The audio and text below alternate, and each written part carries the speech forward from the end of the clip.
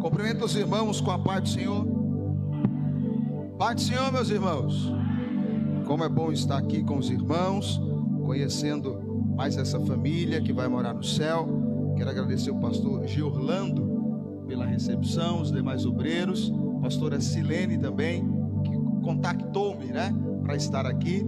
Quero agradecer também a minha esposa, Cristiane, levanta a mão nessa noite, e esse casal lá da nossa igreja, o irmão Luiz e a auxiliadora que estão me acompanhando. Muito obrigado. Estou só um pouquinho triste que a minha princesa Júlia não pôde estar aqui.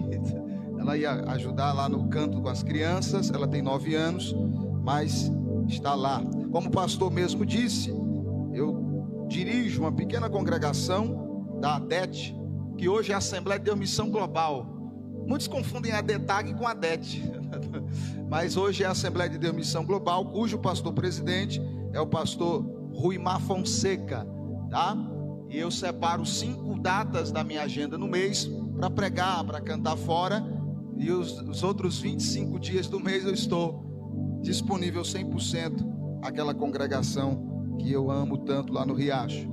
Vai fazer o quê? 7 anos que eu pastoreio a mesma congregação, e mais 2 anos de co-pastor, 9 anos mais ou menos, que a gente está aí lá, na correria, nessa loucura, para a glória de Deus. Abra sua Bíblia em Hebreus, capítulo 11, nós vamos ler apenas o versículo de número 1, apenas para embasar aqui a nossa mensagem dessa noite. A pastora Silene disse que o tema era livre, e aí eu fui orar, pedindo a direção do Espírito Santo, e ele me conduziu para essa palavra que eu gostaria de compartilhar com a igreja do Senhor Jesus nessa noite. Hebreus, capítulo de número 11. Aleluia, glória a Deus.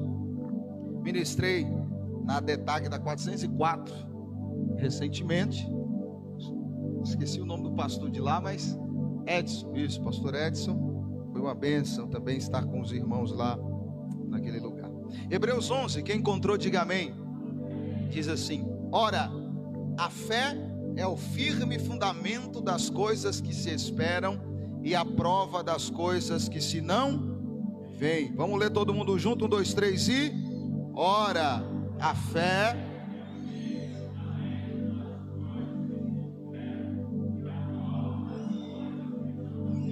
Pai, fala conosco, Senhor, nessa noite. Continue falando, Pai, corroborando com a oração do teu servo, Senhor. Fala com a tua igreja, Senhor, nessa noite. Me usa apenas como instrumento teu, Senhor. Que a tua igreja esteja aberta e propensa para ouvir a tua palavra, discerni-la e praticá-la. Assim eu oro e agradeço em nome de Jesus. Podeis sentar, queridos. Amados irmãos, como eu disse, eu tive orando a Deus, pedindo a direção para essa palavra, e eu gostaria de pedir que os irmãos prestem atenção. Prometo não ser enfadonho, prometo ser curto e grosso. Eu sempre brinco, quase todas as agendas que eu prego, eu falo que a minha espada é que a minha palavra é uma palavra canivete. Pergunte assim: por quê, pastor? Curta e objetiva. Você sabe que o canivete ele é pequenininho, mas ele resolve. Então eu não vou ser enfadonho, prometo não ser enfadonho com os irmãos. E eu estava orando, pedindo a direção a Deus de uma palavra para essa igreja, para esse povo abençoado. E Deus colocou no meu coração para falar sobre fé. E falar sobre fé, eu poderia falar sobre várias óticas, sobre várias expectativas. Mas o Senhor colocou no meu coração para falar sobre a diferença da fé emocional para a fé que toca o coração de Deus. Pregador que é pastor, que tem cheiro de ovelha, geralmente nós pregamos palavra que você pode praticar na segunda-feira. Eu não sou aquele tipo de pregador que derruba púlpito, cadeira, que pula, sobe na parede. Eu gosto mais de palavra que vai servir para você usar na segunda-feira. Palavra prática, palavra de aplicabilidade para o povo de Deus. Qual é a diferença de fé emocional e a fé que toca a Deus? Mas antes de entrar ainda na palavra, o que é fé? nós temos um conceito de fé que nós aprendemos aqui agora, que é um conceito muito interessante, que é o da Bíblia, que é de Hebreus 11. A Bíblia diz então que fé é o firme fundamento das coisas que se esperam. Ou seja, fé tem a ver com confiança. Fé tem a ver com o alicerce de uma determinada expectativa. A base da tua esperança, ou de algo que você espera, ou de alguma expectativa que você tem, chama-se fé. É a fé que embasa as nossas expectativas. E na sequência do texto, a Bíblia diz que fé é a prova das coisas que se não veem. Fé é a prova das coisas que se não veem. Então fé não tem nada a ver com ciência, por exemplo. Ciência é aquilo que pode ser comprovado através do experimento. Fé não tem nada a ver com ciência. Fé não tem nada a ver com aquilo que nós podemos palpar, com aquilo que nós podemos ver, com aquilo que é tangível. Fé não tem nada a ver com isso. Quem está entendendo essa palavra aqui nessa noite? E eu me lembro lá em João capítulo 20, no versículo 24 a 29, quando Jesus ressuscita, ele aparece aos seus discípulos.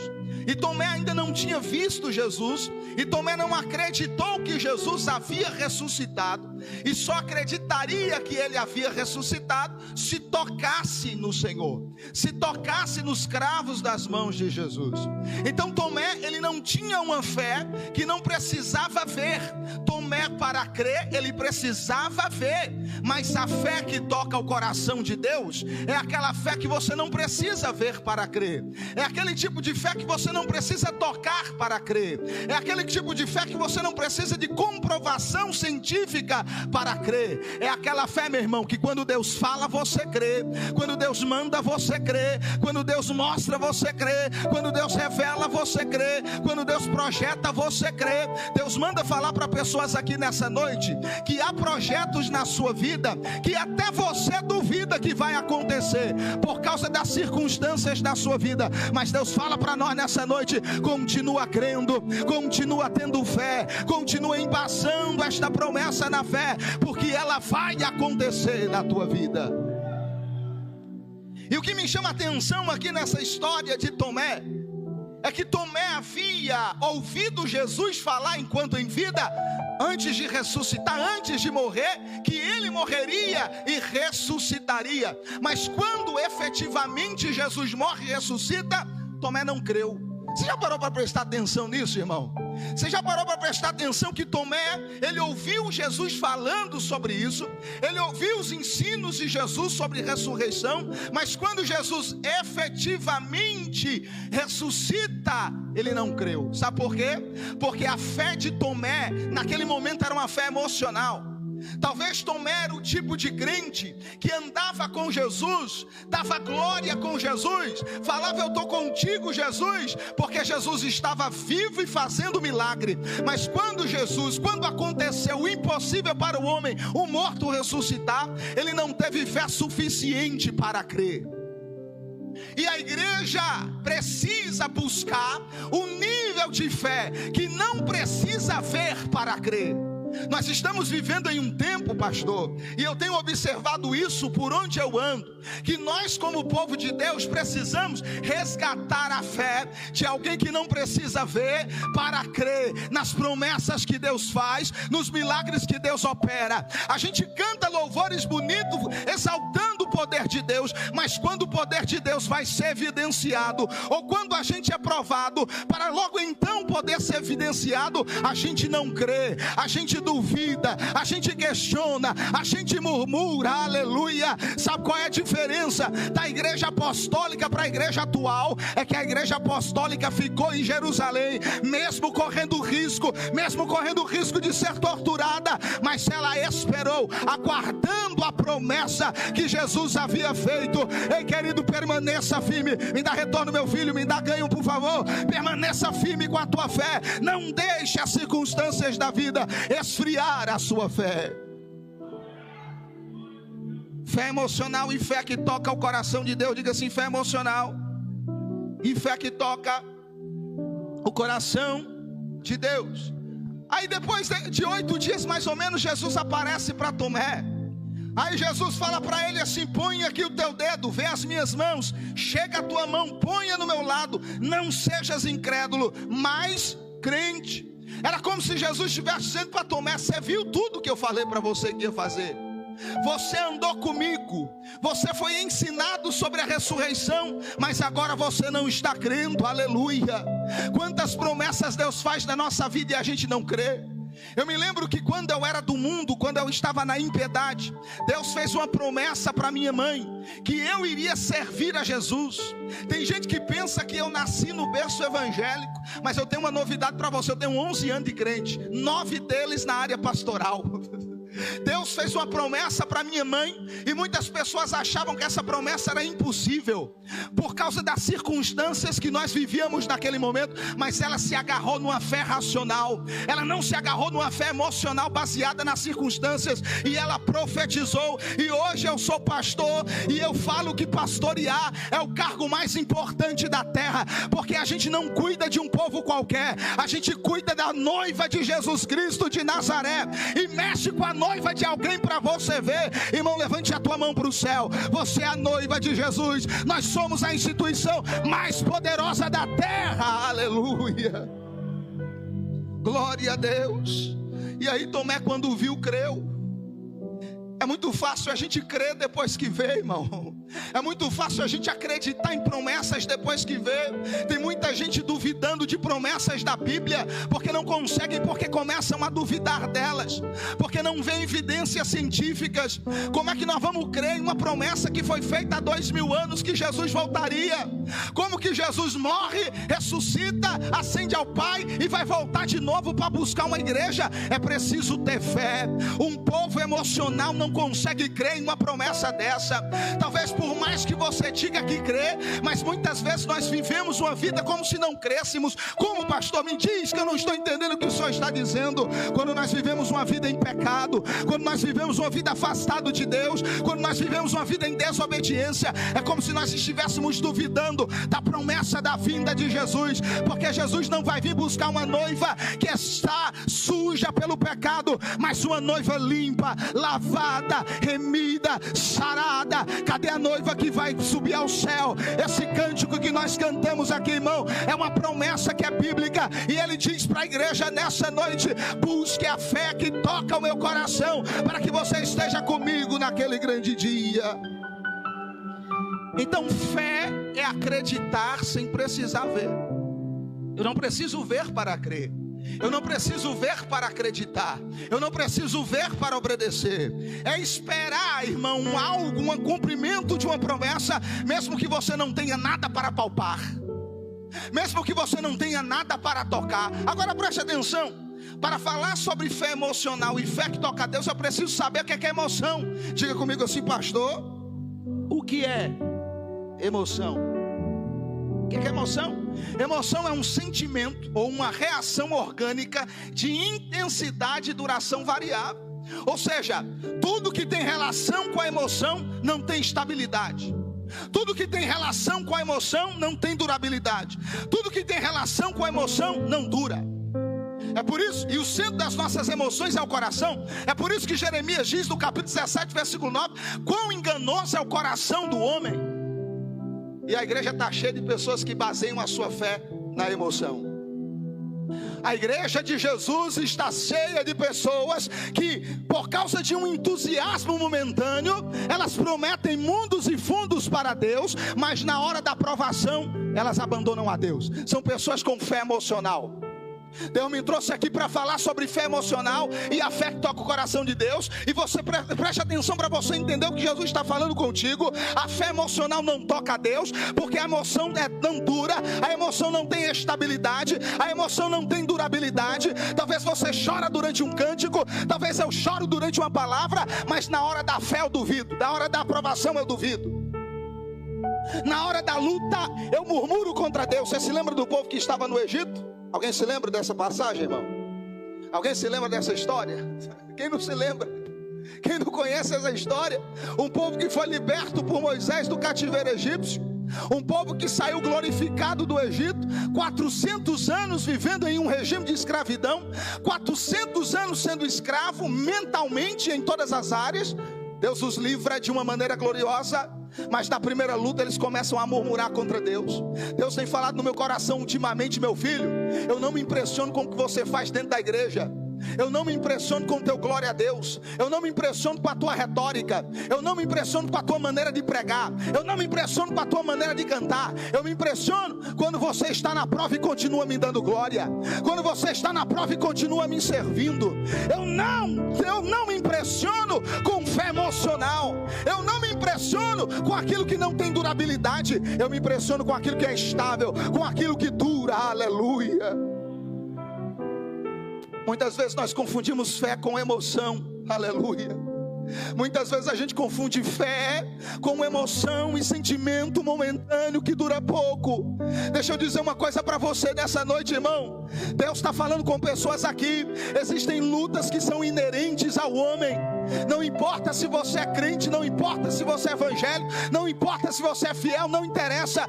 Existem sofrimentos na nossa vida que são inerentes à nossa condição humana. Nós vamos sofrer, irmão, também nessa terra. Ninguém está livre de um sofrimento, ninguém está livre de uma luta, ninguém está livre de uma crise financeira, ninguém está livre de uma crise espiritual, ninguém está livre de uma crise familiar. A gente precisa acordar e entender que o evangelho não é fábula, evangelho é realidade, irmão. Deus manda dizer para pessoas aqui: se você veio para o lado de cá achando que era só mamãozinho e açúcar na colher, Deus manda dizer: não é não, meu irmão, porque aqui nós seremos perseguidos, nós seremos caluniados, nós iremos passar por prova e talvez até sofrer, mas é sofrendo e dando glória, é passando pela prova, como diz Lázaro, e dando glória, é passando pela prova e mantendo-no na fé, é passando pela prova e dizendo: Deus, tu sabes, ó Senhor, faça a tua vontade sobre a minha vida.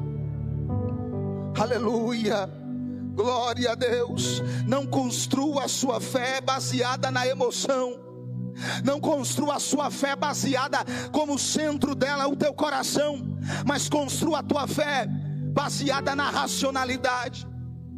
A fé que toca o coração de Deus não é uma fé emocional, é uma fé racional. A fé racional gera convicção, e convicção gera permanência. Um crente convicto, irmão, na sua fé, pode se levantar o inferno inteiro contra ele, ele permanece fiel ao Senhor. Agora um crente emocional não. O crente emocional, ele chega na igreja, ele é alegre, ele é contente, ele dá glória, ele fala em línguas, ele sobe nas paredes, ele rodopia, e nada contra, eu também faço, sou pentecostal. Mas na hora da prova, ele murmura. Mas na hora da luta e da provação, ele questiona a Deus. Olha o que Jesus diz em Mateus 22, versículo 37. Amarás o Senhor teu Deus de todo teu coração, é isso? É isso, irmão? Amarás o Senhor teu Deus de todo teu coração? Não. Amarás o Senhor teu Deus de todo o teu entendimento. Aleluia.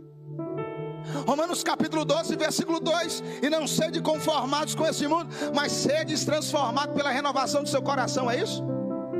Pela renovação do seu sentimento, é isso? Pela renovação do seu entendimento. A fé tem que estar aqui e não aqui. A fé tem que estar aqui e não aqui. Porque a fé daqui, do coração, centro das emoções, não tem durabilidade, não tem estabilidade. Mas a fé racional, a fé construída na razão, é prova, mas eu vou continuar dando glória. É enfermidade, mas eu vou continuar dando glória. É problema, mas eu vou continuar dando glória, até que Ele venha e cumpra as promessas que Ele tem para minha vida. Irmão, em nome de Jesus, eu não sei por que eu estou dizendo isso, mas talvez você entrou aqui cabisbaixo, ferido, só o caco espiritual, mas essa palavra vai te animar nessa noite. Em nome de Jesus, as promessas estão de pé, as circunstâncias podem mostrar o contrário, mas vai acontecer. Levante a tua mão para o céu e recebe essa palavra, só quem crê. Você se lembra daquela mulher sunamita lá em 2 Reis, capítulo de número 4, versículo 2 em diante? Aquela mulher, queridos, o marido tinha morrido, não deixou nada para ela, e o credor veio para levar os seus filhos por causa da dívida que ela tinha, e a lei era essa, vocês conhecem. Se não tivesse como pagar, os filhos eram levados como escravos. E essa mulher, eu vejo fé racional e não fé emocional, porque ela vai recorrer ao profeta Eliseu. Essa mulher, baseada na emoção, nas circunstâncias que ela estava vivendo, ela jamais ia buscar profeta, coisa nenhuma. A vida dela estava uma miséria. E aí o profeta chega e pergunta: o que você tem, minha filha? Tua serva não tem nada a não ser uma botija de azeite. Aí o profeta fala para essa mulher: vai pegar vasilha emprestada. Em outras palavras, pegar vasilha emprestada para quê? Para que eu vou pegar vasilha emprestada para quê, irmão? Mas ela obedeceu a ordem do profeta. Essa mulher sunamita não tinha uma fé emocional que se baseia em circunstâncias. Ela tinha uma fé racional. Ela tinha convicção que o Deus do profeta Eliseu tinha algo para fazer na vida dela. Embora ela não soubesse o que era, embora as circunstâncias mostravam o contrário, mas ela obedeceu a voz do profeta. E eu não quero julgar ninguém aqui. Muitas vezes o sofrimento causado pela dor, a emoção causada pela dor, nos faz sentir uma sensação de abandono. Quantas pessoas aqui não se pegaram em algum momento de sofrimento falando: Deus, o Senhor me abandonou. Deus, eu não consigo mais me levantar. Até o profeta Elias já passou por isso. Talvez você, em alguma fase da sua vida, por causa da emoção causada pelo sofrimento, você falou para Deus: Deus, eu não consigo mais, eu não vejo o Senhor na minha vida, eu não vejo o Senhor mais na minha história. Aleluia. Essa mulher poderia estar exatamente nessa situação: meu filho vai ser levado como escravo, eu não tenho mais nada, a minha vida é uma miséria. Mas ela tinha uma convicção na fé, no Deus do profeta Eliseu, e ela recorreu a esse Deus, pediu as vasilhas emprestadas e só parou de descer azeite quando a vasilha acabou, irmão. Em nome de Jesus, enquanto tinha vasilha tinha azeite, enquanto tinha vasilha tinha milagre, enquanto tinha vasilha tinha provisão. Em nome de Jesus, queridos, Deus fala para ti nessa noite: ei, enche as tuas vasilhas de fé nessa noite, porque enquanto tiver vasilha, Deus vai derramar fé sobre a tua vida, Deus vai derramar provisão sobre a tua história. Aleluia, aleluia. Fé emocional e fé que toca o coração de Deus. Vou dar um exemplo na Bíblia de alguém que tinha uma fé emocional: o jovem rico. Você lembra da história do jovem rico, irmão? Marcos capítulo 10, versículo 17. Ele chega para Jesus assim: ó, bom mestre, o que farei para herdar a vida eterna? Aí Jesus fala para ele: não adulterará, não matará, não furtará, não defraudarás, honra teu pai e tua mãe. Aí ele responde o que para Jesus? Isso eu faço desde a minha mocidade. Aí Jesus fala o que para ele, irmãos? Ah, é? Falta alguma coisa. O que, Jesus? Vende tudo que você tem, doe aos pobres, vem tomar tua cruz e siga-me. O que a Bíblia diz? Que ele seguiu Jesus, não foi? Não. O que a Bíblia diz? Que ele se entristeceu e vazou. Ele se entristeceu e vazou, sabe por quê? Fé emocional. Você sabe qual é o crente emocional? Que enquanto ele está vendo, está recebendo, ele está do lado de Deus, mas na hora de dar, ele vaza. Esse jovem rico, irmão, andava com Jesus. Quando ele chama Jesus de mestre, a gente percebe então que ele já tinha crido ali em Jesus, estava seguindo Jesus, e estava tudo bem para ele. Ele era um bom rapaz, era um bom crente, ele via Jesus fazendo milagre, ele ouvia os ensinamentos do melhor pregador de todos, que era Jesus. Mas na hora que ele precisou dar alguma coisa, ele vazou, por causa da fé emocional. É muito fácil, irmão, a gente aqui gritar, pular, se animar quando nós estamos recebendo, e na hora de dar, continua firme. E na hora que a gente vai dar, na hora que a gente tem que entregar o nosso tempo, entregar o nosso dízimo, entregar a sair da nossa zona de conforto para fazer a obra, como é que está teu coração? Como é que está a tua fé hoje para Jesus? Vai meditando nessa palavra em nome de Jesus. Será que a gente só tem fé poderosa, só tem ânimo na presença de Deus quando a gente está recebendo, quando Ele está dando, quando a gente está vendo o sobrenatural, quando a gente está vivendo o poder? Mas na hora que a gente vai entregar, como é que está a nossa fé? Irmão, isso aqui é uma palavra que me confronta, porque eu falo lá na minha igreja direto, eu olho para as minhas mãos na igreja e falo: irmãos, eu não vejo nenhum calo nas minhas mãos. As minhas mãos estão limpas demais. Eu preciso de calos nas minhas mãos. Eu preciso ganhar almas para Jesus. Eu preciso sair da zona de conforto. Deixa eu dizer uma coisa para você nessa noite, igreja. Aqui só tem crente. Toda quinta-feira nós temos um trabalho missionário, onde nós vamos atrás de almas em vários lugares.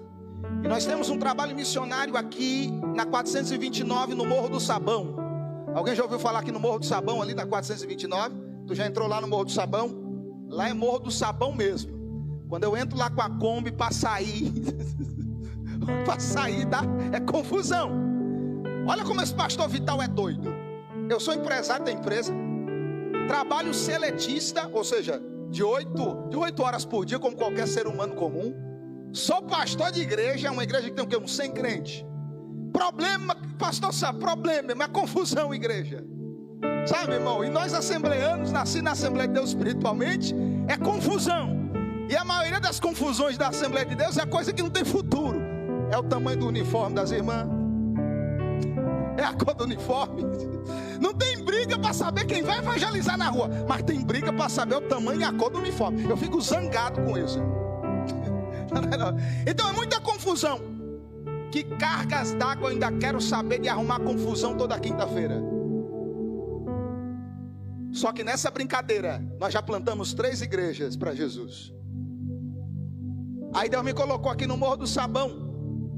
A minha estratégia de evangelismo é a seguinte, só para você entender, nós estamos falando aqui de fé, e é para fazer isso tem que ter fé. Eu evangelizei muito nas praças, em ônibus e tal, em paradas de ônibus. Eu percebi que não tinha efetividade. Você está lá na praça, lá evangelizando, passa o povo nem olha para a tua cara, no máximo que você faz é aceita Jesus, ele some, você não sabe da história dele. Aí Deus me deu uma visão de procurar certos lugares que ninguém quer ir, ficar lá 6 meses a 1 ano, ou para montar uma igreja, se não der para montar, ou até batizar uma alma. Esse é o meu tipo de evangelismo. Aí Deus me tira do riacho, me direciona para o Morro do Sabão. Só que tem uma diferença, só que tem uma coisa, irmão. Tem dia que nós chegamos lá no Morro do Sabão para pregar, só tem o sabão e o morro. Sabão e o morro. Mas sabe qual é a história que eu tenho para falar para você? Fé não pode ser emocional. Fé tem que ser racional. Aí eu falei, Deus, se o Senhor me direcionou aqui, é porque tem coisa aqui. Sabe qual foi o resultado? 6 meses de trabalho, uma alma batizada nas águas. É pouco, pastor? É não, meu filho, porque eu passei anos evangelizando. Nada contra, podemos fazer na igreja, ainda fazemos. Hoje mesmo a gente fez lá na praça, convidando para o público, para o culto. Mas sabe o que acontece, irmão?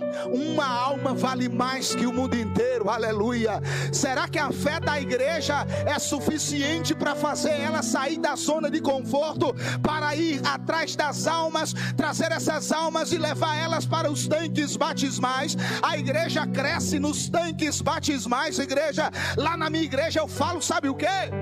Crente que sai de outra igreja para cá, a igreja não está crescendo. Nós temos 100 crentes naquela igreja. A igreja é pequena, mas apertada, mas tem 100 crentes. Eu falo na cara dos irmãos, você veio de outra igreja, amém, nós recebemos, está na bênção, mas a igreja não está crescendo. A igreja de Jesus não está crescendo. Na igreja que você estava tem céu lá também. Na igreja que você estava tem pastor lá também. A igreja cresce nos tanques batismais. Aleluia. Mas é só o Senhor, é o pastor, é a liderança que tem que fazer. Você, a igreja de Jesus, precisa despertar a fé racional para sair da zona de conforto e ir atrás das almas. Aleluia.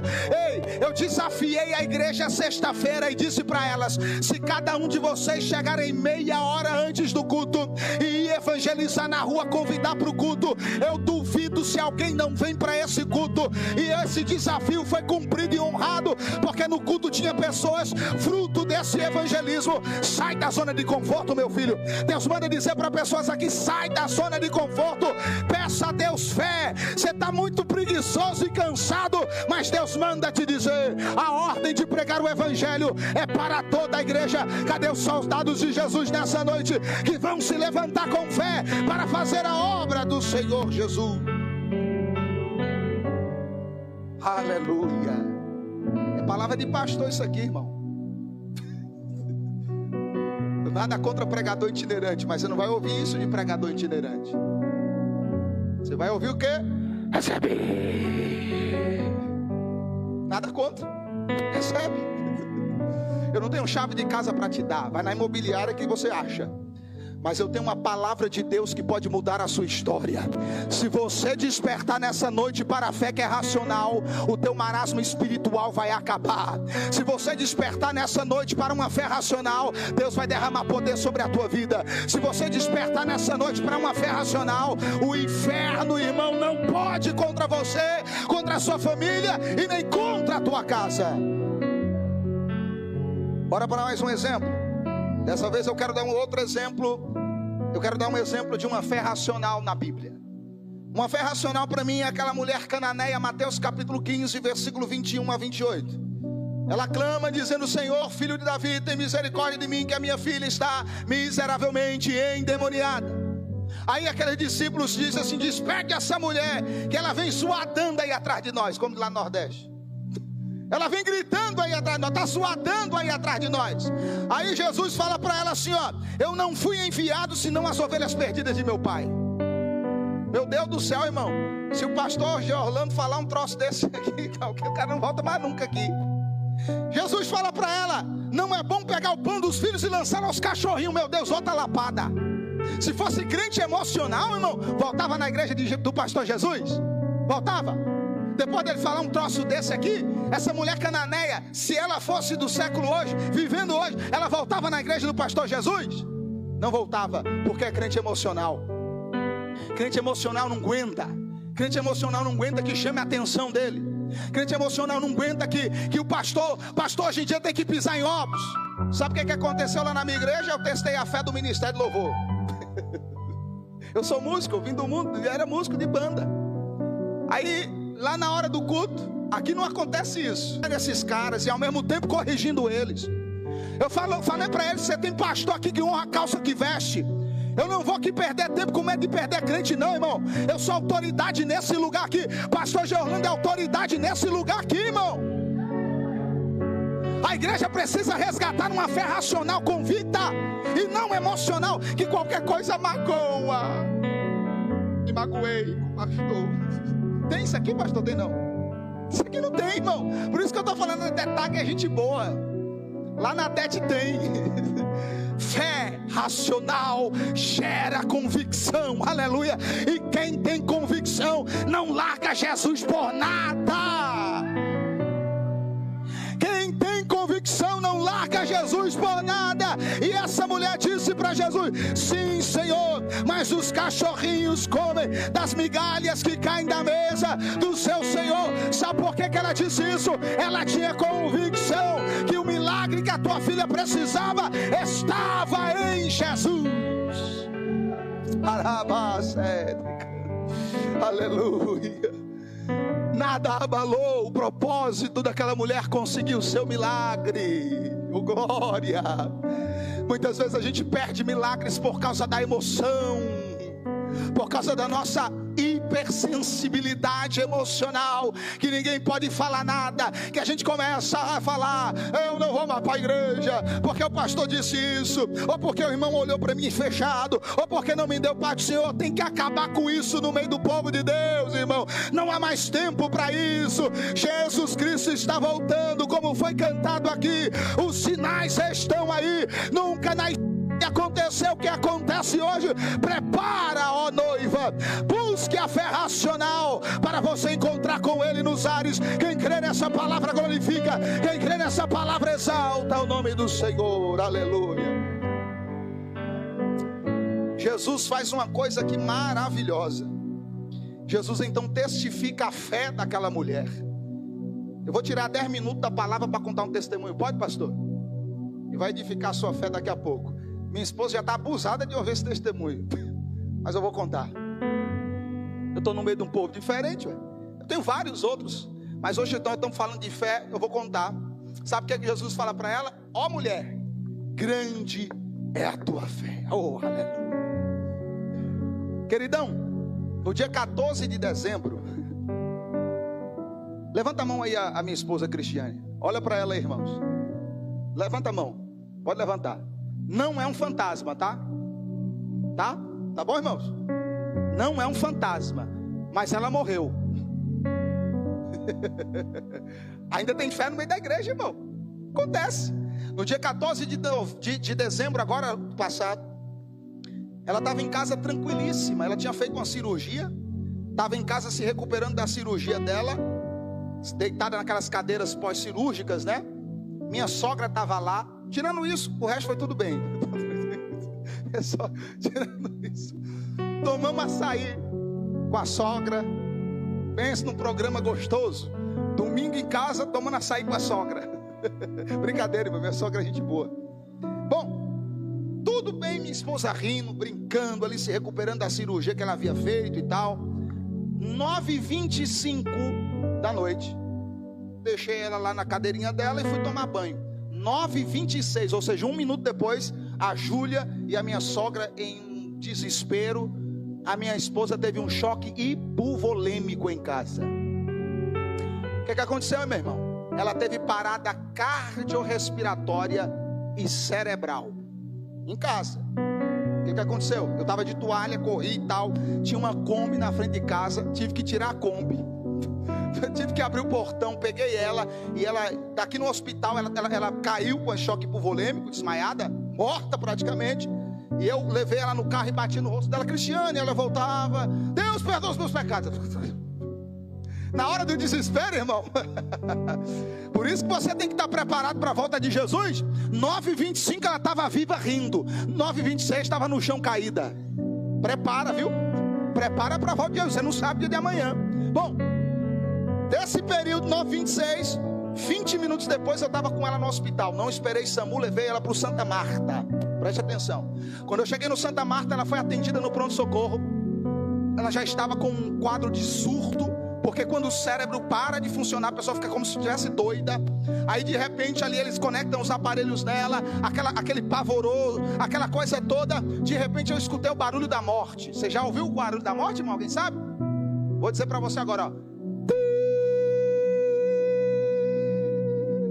Esse é o barulho da morte. Minha esposa foi colocada nos aparelhos e ela morreu. Literalmente.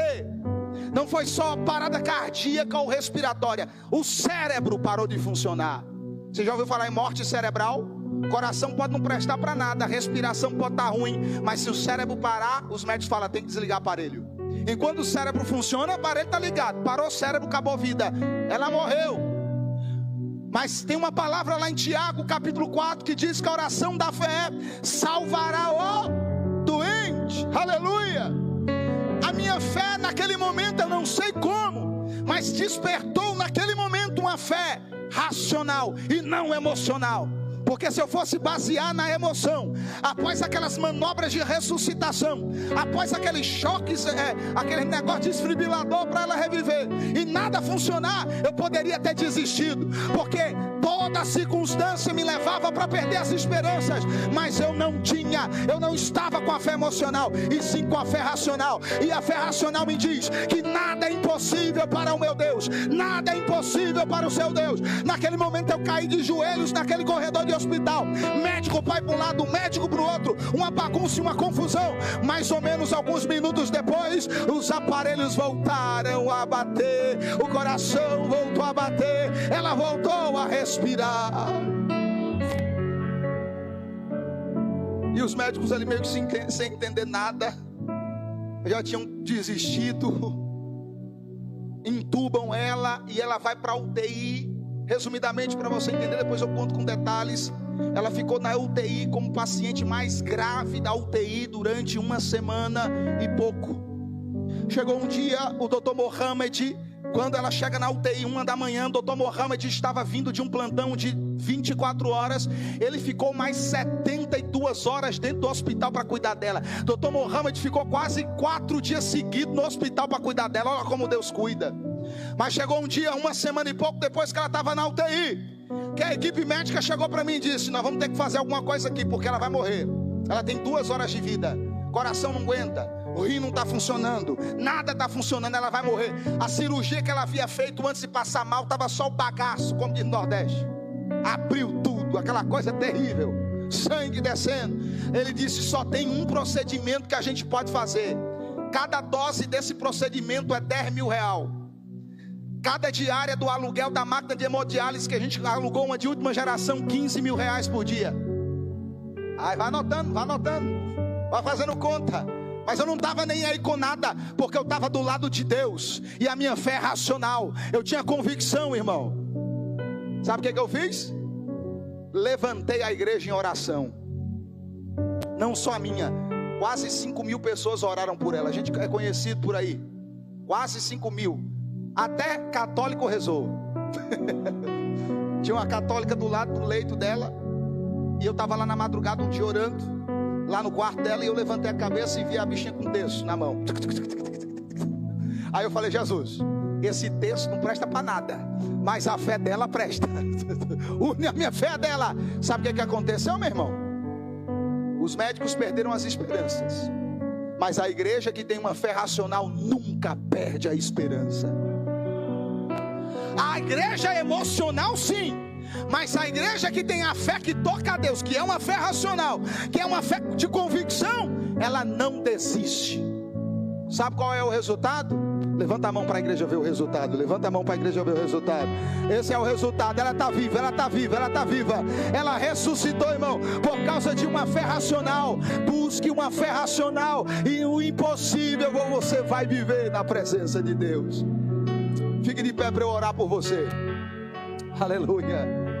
Aí você pode estar se perguntando agora: e a conta, pastor? Porque plano de saúde? Que plano de saúde, irmão, que tem nada?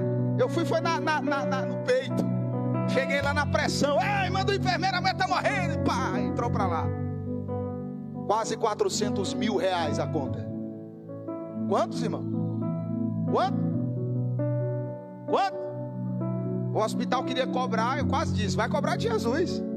Eu vou pagar nada, que eu não tenho. Irmão, desses quase 400 mil reais, eu gastei 8 mil conto. Quase.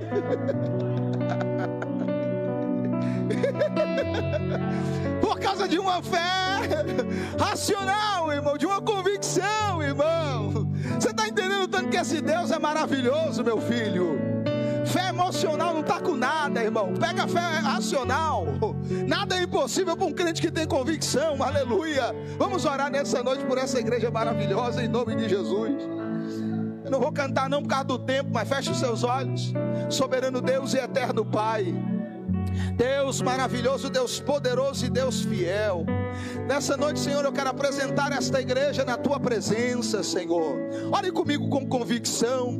Talvez alguém entrou aqui, meu Deus, nessa noite, ó Pai, com a fé cabisbaixa, com a fé, meu Deus amado, fraquinha, com o fogo quase que se apagando, Senhor. Mas nessa noite desperta uma fé racional no Teu povo, Senhor. Ai, meu Deus amado, Pai querido, uma igreja que tem fé é uma igreja poderosa, Senhor. Comece a orar comigo, meu amado e minha amada. Talvez você tenha uma promessa que ainda não se cumpriu, mas se você orar com fé nesta noite, a promessa vai se cumprir na tua vida. Jesus fala para pessoas aqui: tu está duvidando, nem você acredita mais. Já tem tempo que essa promessa foi feita, as circunstâncias não estão inclinando para ela acontecer, mas creia tão somente, porque a promessa vai se cumprir. Não tenha uma fé emocional que muda o tempo todo, mas tenha uma fé racional que convicta, e Deus vai operar na tua vida. Continue orando, porque o Espírito Santo está aqui. Abençoa, Senhor, esta igreja. Se alguém aqui está com alguma enfermidade, coloque a mão aí, meu irmão, nessa enfermidade. Rapidamente eu vou liberar uma palavra sobre a tua vida. Você está com dor na cabeça, coloque a mão. Você está com dor na coluna, coloque a mão. Semana passada, 2 semanas atrás, eu machuquei meu pé no futebol. Rebentei meu pé no futebol. Eu gosto de jogar uma bolinha, irmão. Amém? E aí, antes de jogar, eu fiz um vídeo dizendo que ia jogar. Craque não pode fazer vídeo dizendo que ia jogar, porque o diabo se levanta. Nem toquei na bola, arrebentei o pé. Cheguei na igreja assim, pastor. Aí eu falei para Jesus lá em cima do púlpito, na frente de todo mundo: ruim. Deu um estiramento aqui, ruim. Eu falei: Jesus, o Senhor vai me curar. Comecei a orar no meio da igreja. Aí eu terminei o culto assim, ó. Lá, nesse dia, né? Tava nem conseguindo subir no púlpito. Eu subi no púlpito assim: ai, e eu comecei a pular. Aleluia. Coloque a mão na tua enfermidade nessa noite. Em nome de Jesus Cristo de Nazaré. Tu és um Deus que cura. A Bíblia diz que a oração de um justo salvará o doente, curará o doente.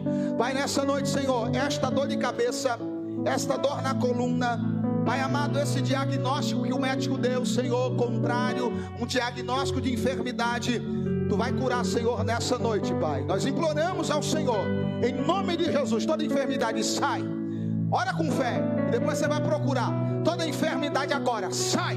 Essa dor de cabeça, essa dor na coluna, qualquer dor, Senhor, vai sair agora, para a glória do Teu nome. Nós oramos com convicção que o Senhor pode curar. Sai, sai. E a igreja que crê, diga amém. Diga amém. E com fé procura a sua dor, meu filho. Eu creio que você foi curado e não vai encontrar, em nome de Jesus. Queridão, Deus abençoe a sua vida. Ore por nós, ore pelo nosso ministério. Agradeço o pastor e a pastora pelo convite. Deus abençoe e eu agradeço a minha oportunidade em nome de Jesus.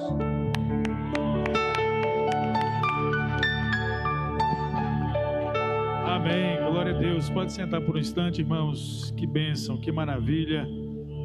Tudo que nós ouvimos aqui nesta noite. A minha fé está solidificada em Jesus. A sua está, irmãos? Se a sua fé está solidificada em Jesus, ela não se abala com as circunstâncias.